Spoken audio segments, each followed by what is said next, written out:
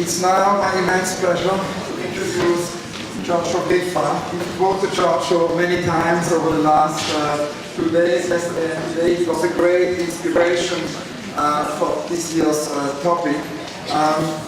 Italian painter and artist Giorgio Griffa has been doing pioneering work for more than 5 decades. After working as a lawyer for several years, he actually took up a position as an assistant to Filippo Scopo, who was a member of the concrete art movement and has done abstract work ever since. He's written a text which has almost become a kind of a guiding text for the gathering here, a kind of a manifesto called Traces and Fragments. And we are also so grateful that he brought these amazing 2 works to exhibit here during his talk at E.A.T. So please give a very, very warm welcome to Giorgio Griffa.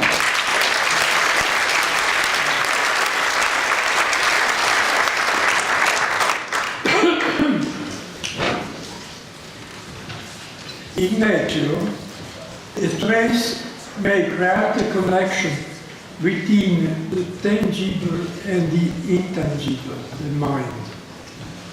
For instance, the smell of the female opens the mind of the male.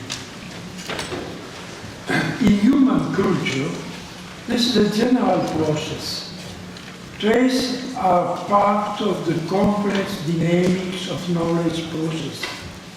We keep knowledge from a whole host of traces, both human and not, everywhere from land to sky.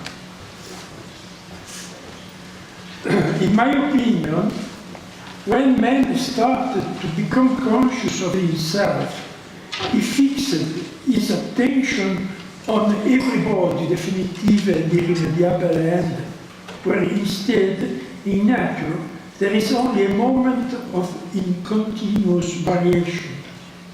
So, the tangible or intangible human trace became a possibility to come to life in the intangible world of the mind.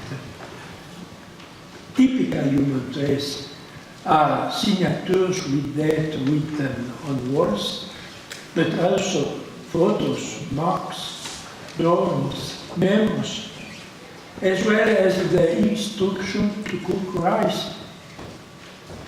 Considering their function, traces continue to be present after the author's time is gone. Other traces are present and are so alive. Works of art. In Matisse painting, La Divina Commedia, the Beethoven concert. This is the point. Artworks continue to live after their own time, remain alive in other cultures after the period of their birth. And about my work, I cannot know if the trace made by Bush will be alive or not. I can only hope. Fragments. Fragments are part of something larger that may be lost or living in another dimension. Every fragment is a trace, but not every trace is a fragment. In my opinion, we can tell that works of Shakespeare, Rembrandt, Mozart are traces of general human history, but it's very difficult to tell if they are fragments too. Perhaps it could be said that they are borderless, endless fragments, but it should mean that are fragments, no more. Fragments are generally materials that have the characteristics of trace. They move from their physical world to our mental world, from their time to our time. Both trace and fragments may have a hierarchy when they fix the first thing, a sign, a figure, or a word. However, in the same way, there may be no hierarchy when they are an indeterminate generic context. For instance, footprints on the sand are quite different from the footprint on the moon. A sign that represents an apple or a rectangle establishes a hierarchy. It places the apple or the rectangle at the front. Instead, a sign that only represents the trace, the mark of the bush, does not have a fixed hierarchy. We can bring forward whatever we want, the motion of color, the memory of nature, the action of tracing, the quality of matter, the definition of space, or the temporal confusion that may lead to Stendhal syndrome, general equilibrium, hidden memories, the fascination of the unknown, etc. It is something similar to the difference between the fixed hierarchy of the classical orchestra and a jazz session. In any case, we have to involve our memory, which is no longer the classical Cicero tidy building of memoirs, but now is a wonderful dance of neurons. Neurons are in our brain, but where is the memory? I consider the infinite number of pieces of information that move on the internet, and each time those fragments connect to each other in different ways. And I love to think of a fantastic, endless, collective memory where our neurons capture and organize various energy quanta. Art as collective memory. In my opinion, this situation requires a strong ethic. First of all, the sacred value of work, because we are not Superman, we are lucky workers. And my works are traces of a conscious human action and are fragments of knowledge. The knowledge that has been given to the artist since the times of Orpheus to explore the hidden world. I hope they can give the sense, the smell, the flavor of immense beauty hidden in the world and in ourselves. The hidden world is in origin of our necessity of identity. We need to give identity to everything. But we know that every identity has a part of a hidden world inside itself. Music, poetry, painting have the task of exploring this hidden world.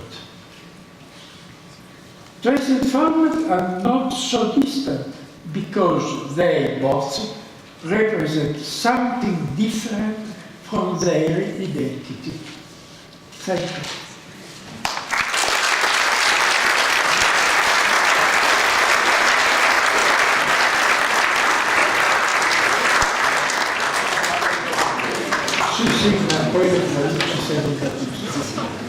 Giorgio, thank you so very much. Before we open it to the floor, I wanted to ask you a few questions. One thing is that it would be wonderful to hear a few words on these two paintings which you decided to exhibit here. If you could tell us a little bit more about these two works.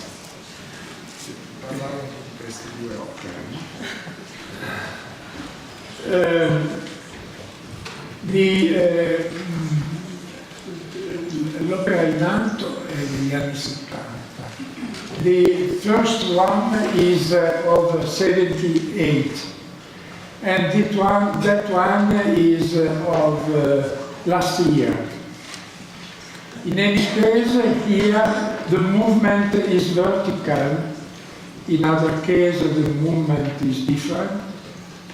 And in the work of last year, there is the number of Euclides, the golden ratio number, that I think is very important because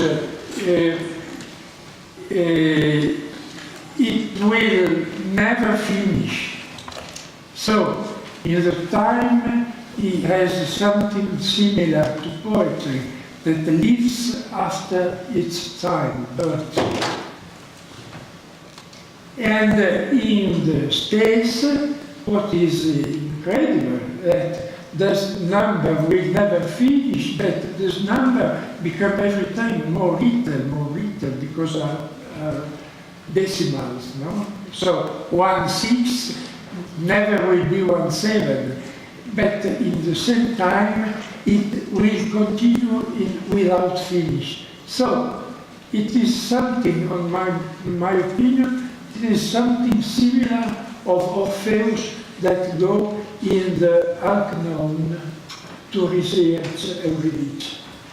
Now, besides the golden ratio, there is also the Fibonacci numbers, which play an important role. And obviously the Fibonacci is kind of interesting in relation to fragments and everything. And I always remember when Mario Merz told me in 1985 to go and see your studio. I said to tell me about your work. He said, you will see, but there is also a connection to Fibonacci, which is obviously what you and Mario have in common. So can you tell us what, besides the golden ratio, attracts you to the Fibonacci, and how the Fibonacci connects to the topic of traces and fragments? With the number, the golden number, I arrived a lot of time after Mario Merz with Fibonacci. But I think that Mario Merz learned to me that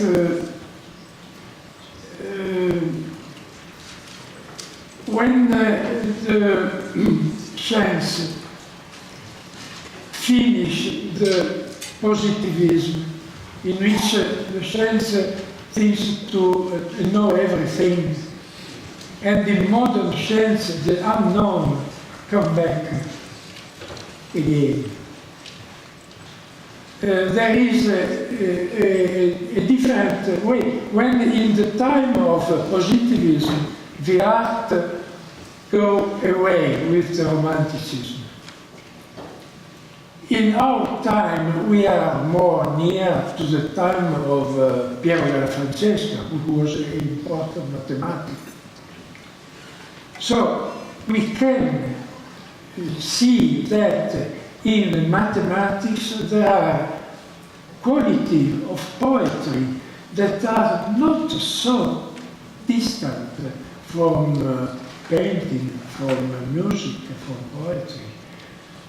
Music go every time with numbers.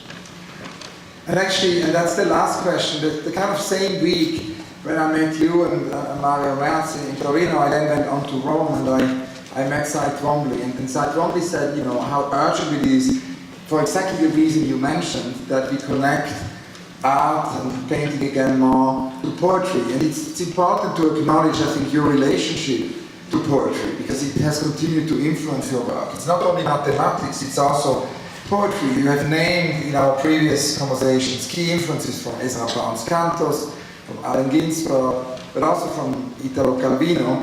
So I wanted to ask you if you could elaborate a little bit on the particular elements of these works of poetry that are important to you and how poetry connects to your artistic practice. Well, first,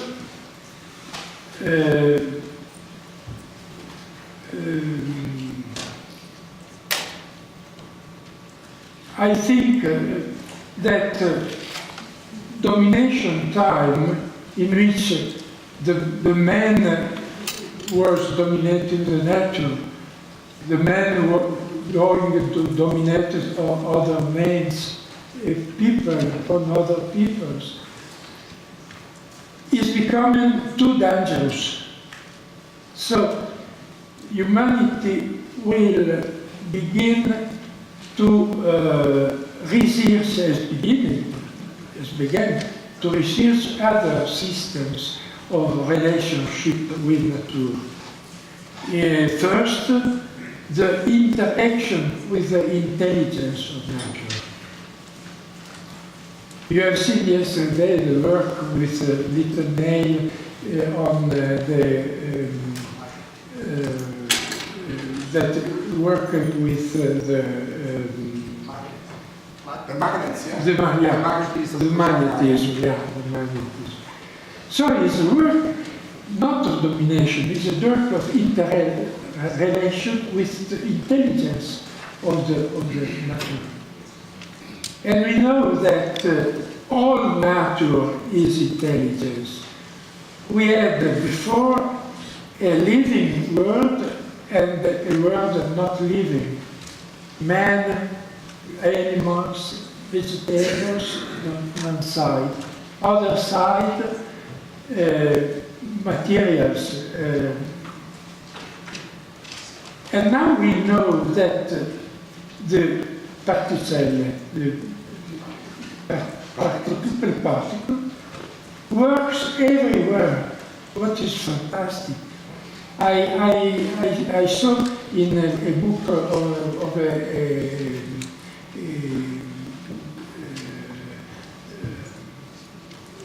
physician that the diffusion of light becomes because a photon particle of light arrives and go inside an electron particle of material. So there is a commixture, there is a copulation between air and material. And after the material go out another particle of light. So there is an intelligence that works everywhere. So the artists who take care to give life to material without life now must look at the intelligence of material. Is something like the hand of Pollock that puts themselves in service of the color. It's a very beautiful statement for the 21st century, I think. Now we can open it up. Are there questions from Giorgio Griffa? If there are no questions, I have a last question. It's a question I asked you before, but I thought it would be interesting for here to rediscuss it. When I asked you about your unrealized project, a project you always wanted to do, l'opera non realizzata, you told me about the mosaic you wanted to do. Can you tell us about this unrealized project? Yeah. The lost project are lost. That's a wonderful conclusion. If you want to know more,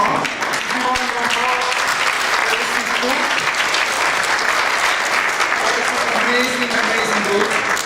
Giorgio Griffa had one of his biggest exhibitions so far in the Centre d'Art Contemporain in Geneva. It's an exhibition which is touring. It was in Bergen. It's now going to open very soon at the Fondazione Giuliani per l'Arte Contemporanea in Rome, and will then go to the Museo de Arte Contemporanea of Steralbes in Porto. It's an incredible book edited by Andrea Bellini, where you can find everything you always want to know about Giorgio Griffa. Giorgio, thank you so much. Grazie.